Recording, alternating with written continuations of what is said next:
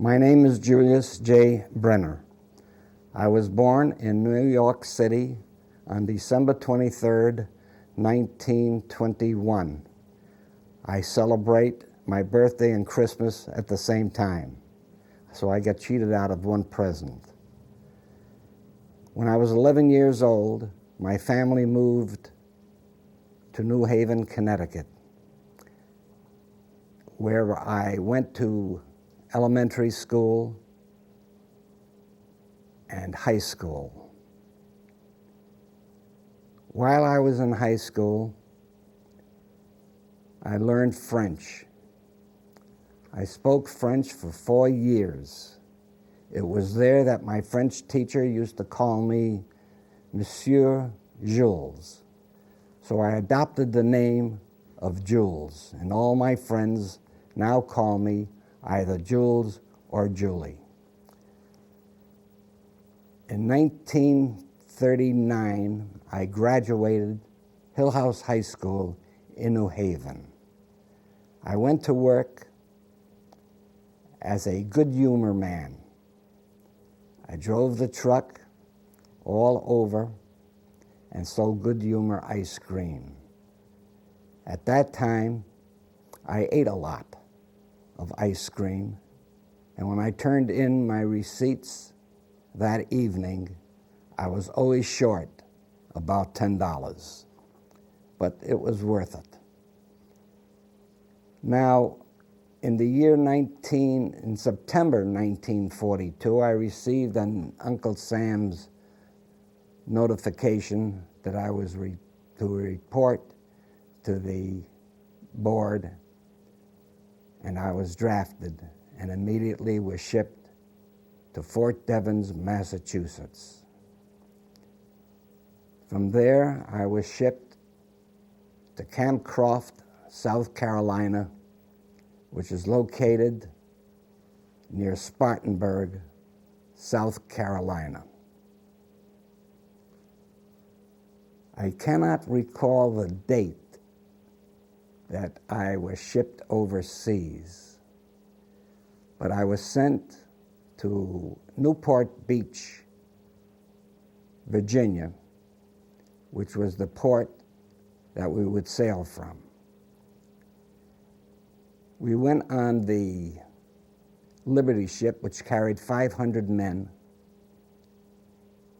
and we shipped overseas, and I was assigned to the 34th Infantry Battalion. We arrived in Oran, North Carolina. We didn't stay there too long, about 2 weeks, and from there we shipped out to the boot of Italy, from Naples all the way up to the Rome-Arno campaign. In the Rome-Arno campaign, I was assigned to the 168th Infantry Regiment, and the commander was General Mark Clark of the 5th Army. From the Arno campaign, we fought our way through the North Apennines campaign. I can recall that we were in the mountains, on the North Apennines Mountains, and the Austrian border was over on top.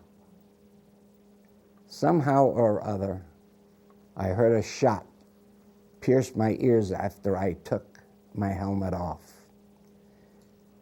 One of my men from the bottom thought he saw a German as my hair was showing on top of the mountain. He thought I was on the other side, and he fired the shot. It went through my ears. I fell down and rolled from the top to the bottom of the mountain. I was unable to walk as I had injured my legs. They were completely swollen.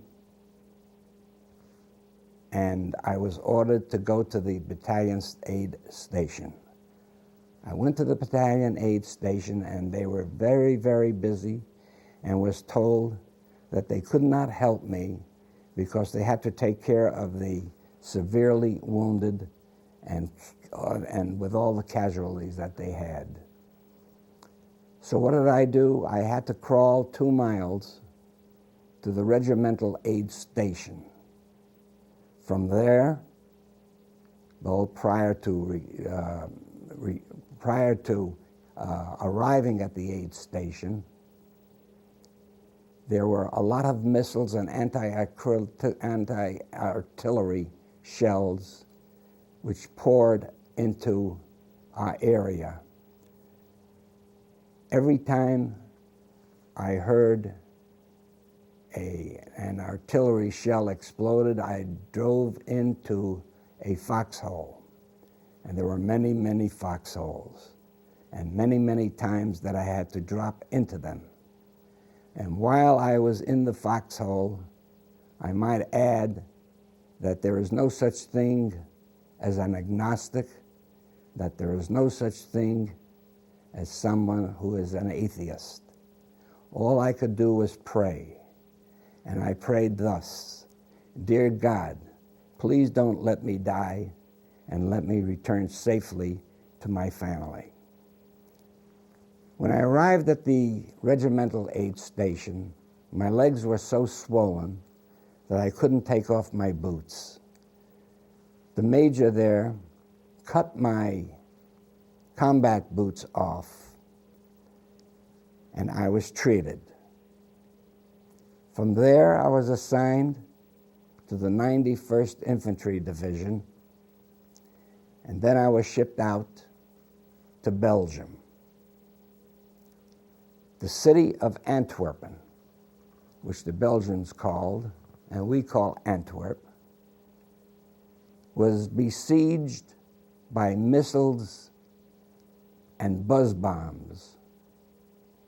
And we were ordered to shoot them down if possible, which we, of course, did, and clean up the cities from all the rubble and mesh.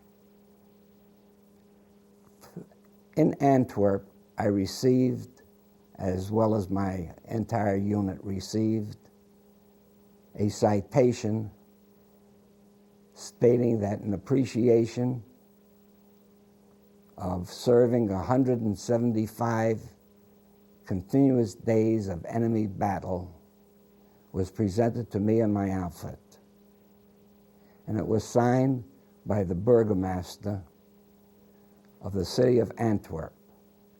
And Antwerp's burgomaster is the equivalent to our mayor here in the States. Oh, now then, from Antwerp, Belgium, I was ordered back to Marseille, France. From there, we went on a ship of 10,000 men. We were packed in like sardines. I never knew what it felt like to be seasick. But can you imagine how many men leaned over the side of the ship and threw up? However, the rest of the trip was nice. It took us about 10 days to get back to the United States. We passed the Statue of Liberty, and we could shout with glee.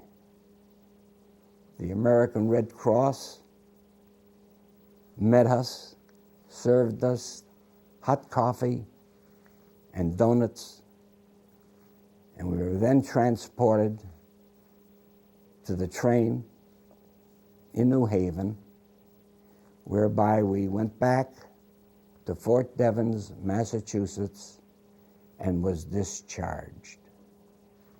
And that is the end of my story.